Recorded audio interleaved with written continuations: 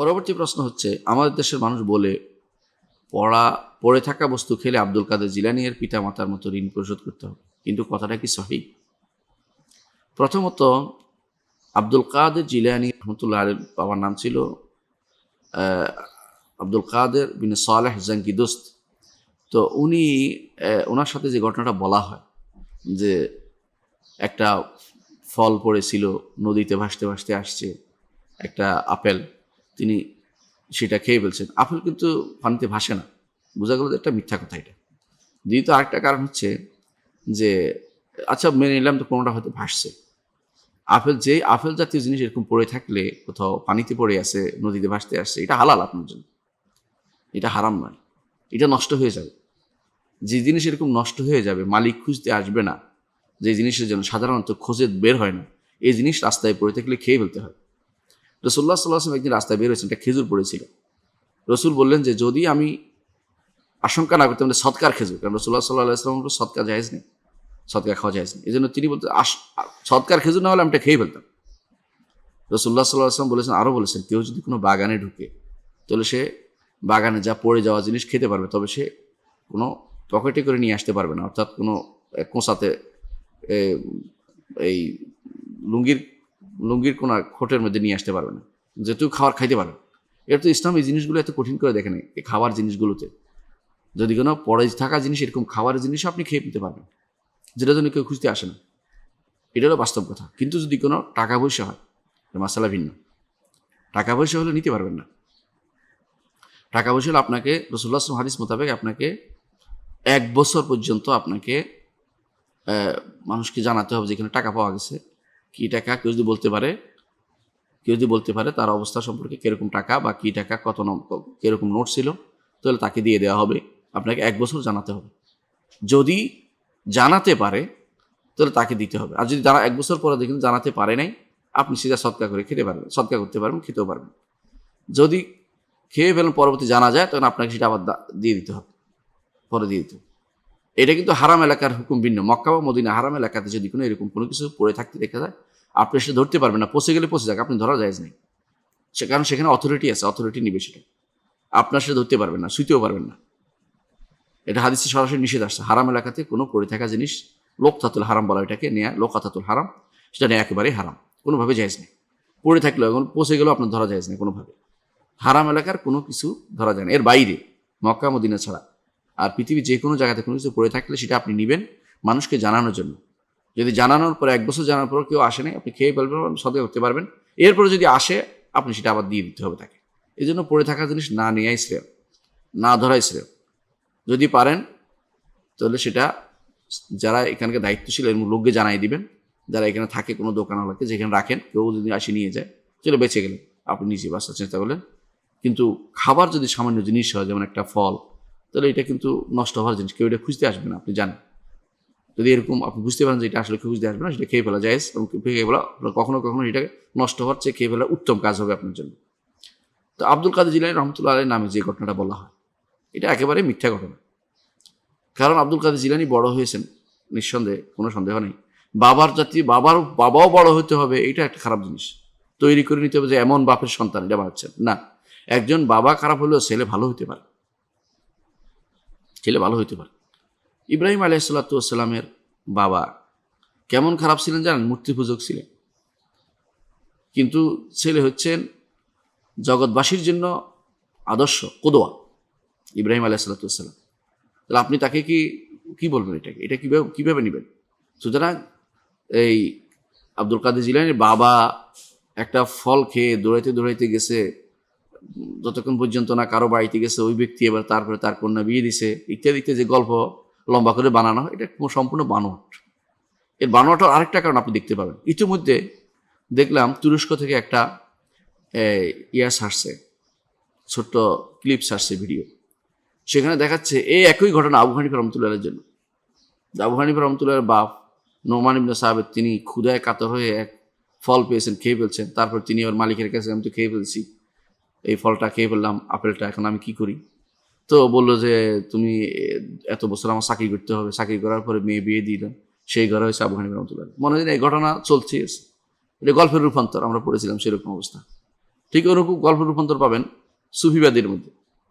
দেখবেন কি ইব্রাহিম ইবনে আদহামের ঘটনা, ইব্রাহিম ইবনে আদহামের ঘটনা বলা হয় যে তিনি একদিন ঘরের মধ্যে ইবাদত করতেছেন আল্লাহ, উপরে ছাদের উপরে খটখট করতেছে, বলে কে? বলে আমি ছাদে উঠ খুঁজতেছি, গোড়া খুঁজতেছি। বলে তাই নাকি? তো ছাদে কেন গোড়া পাওয়া যাবে? তুমি যদি রাজপ্রাসাদ থেকে আল্লাহকে পাও তো আমি কেন পাবো না? মানে এটা একটা পুরো মিথ্যা কথা, এরকম কোনো ঘটনা ঘটেনি। রাজপ্রাসাদ থেকে আল্লাহকে পাওয়া যাবে, কোনো সমস্যা নেই।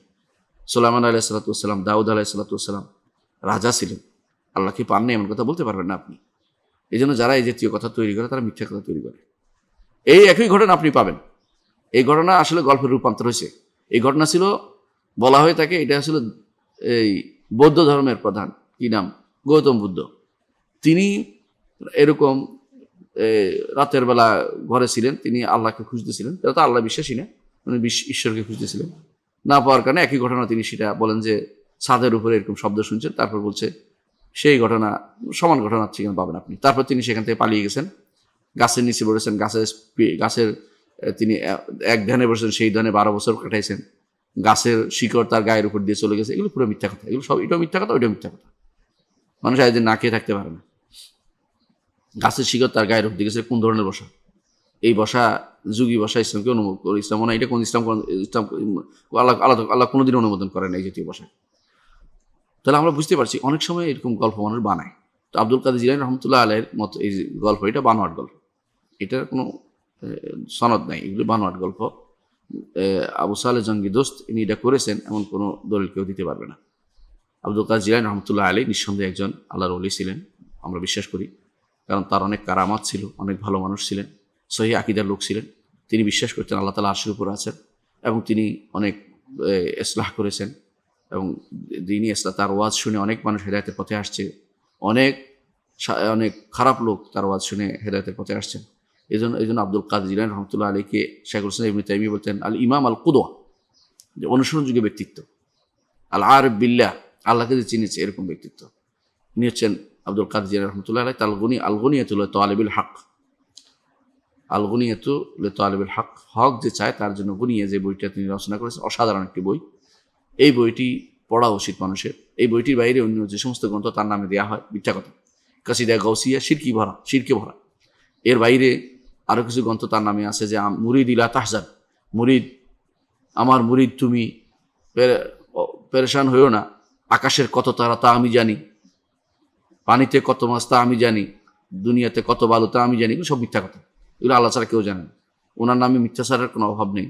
ওনার নামে কারামাত বানায় বই লেখা হয়ে গেছে। নিঃসন্দেহে তার কারামাত ছিল, কিন্তু সেগুলিকে বানিয়ে কুফরি পর্যন্ত নিয়ে যাওয়া, কুফরি শিরকি আকীদা নিয়ে যাওয়া, এটা হলো সমস্যা। কিছু মানুষ বসে বসে এগুলো কারামতগুলি বানায়।